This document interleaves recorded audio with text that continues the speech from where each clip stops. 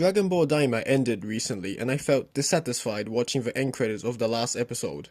As you can tell from the Dragon Ball collection, I am a huge fan of the series and wanted to share my thoughts on why Dragon Ball DAIMA is disappointing. Before I start, I want to clarify that I enjoyed DAIMA. It's a solid 7 out of 10, and I would definitely watch a continuation of DAIMA if there ever is one. Firstly, I want to talk about what I liked about DAIMA. The story up to episode 14 is great and I have no real complaints. The new characters are interesting like Glorio, Pansy, Degesu, Arinsu, Neva, Goma and the new Majins, but more about them later. Hype moments. I've been waiting for Vegeta to turn into Super Saiyan 3 for a long time and Super Saiyan 4 to return. New design for the characters. All the kid versions of the main characters look nice. Returning tools. The Power Pole is great to see again. OP, ED are good. Watched it most of the times.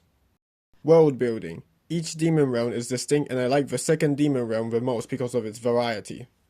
Now I'm going to talk about what I didn't like about DAIMA. Characters that underdeliver. This includes Glorio, Degesu, Goma and Majin Buu. Pansy, Arinsu, Neva and Majin Buu are not perfect, especially Arinsu, who has one really stupid moment, but I was mostly content. Up to episode 18 I had no problem with Glorio, but in episode 19 he decides to help Goku and the gang by turning them back into adults. As you all probably know, if you have watched the show, they were building up Glorio as a traitor, but from the way the show presents it, he might as well not have been a traitor.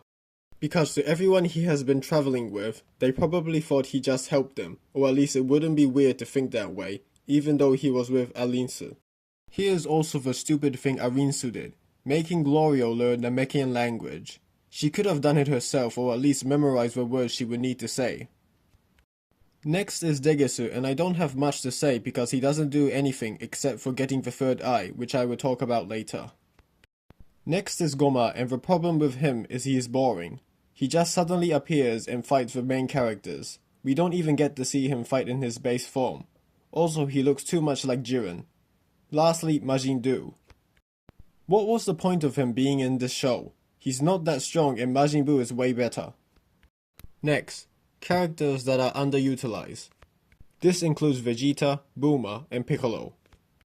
Some might disagree that Vegeta was underutilized, and for the most part I like Vegeta in the show, but as per usual, Vegeta gets beaten up by the final boss. I definitely like Bulma in the show, but she didn't do anything. Earlier in the show she was making a spaceship, but that was pointless because they get picked up by Hybis. Also, Bulma is too similar to Pansy, both being a mechanic. Last is Piccolo, and he couldn't even do the only job given to him, which was to take out the third eye. Stupid story decisions. Aside from Arinsu, which I have already talked about, there are 3 more choices that I think are stupid. Both are from episode 15. Why is Goku, Vegeta and Piccolo having a hard time against normal soldiers with guns? I know Goku and the gang wanted to preserve their stamina and they didn't know how many soldiers were there, but doing this after Goku and Vegeta defeated 2 Tamagamis make it unbelievable that Goku and Vegeta would take enough damage from a couple of shots from a gun to need to eat the healing bugs. If those guns are so strong, why didn't Goma just order the soldiers to fight the Tamagami? I don't think Goma would care that you need to fight one-on-one. Next is Hybis just having the third eye. To me, this is just lazy writing and I haven't forgot about that the third eye can be bought in the third demon realm. Why didn't Dabura use the third eye for himself, or at least, instead of asking someone else to do it, he could have taken the third eye by himself and destroyed it. I also think it's a missed opportunity that Dabura only appears in a flashback. Since he is in heaven, it wouldn't be impossible for him to reappear. Third one is power level. Turns out turning into a kid reduces the character's power level quite a bit. Also, Goma should have just turned everyone into babies. So Super Saiyan 2 Mini Goku is way stronger than Tamagami 3. Dabura is weaker than the Tamagami.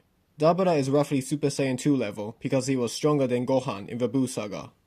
Base Adult Goku is stronger than Super Saiyan 4 Mini Goku because Third Eye Goma, power level wise, is roughly base or Super Saiyan 1 Vegeta, judging from their fight.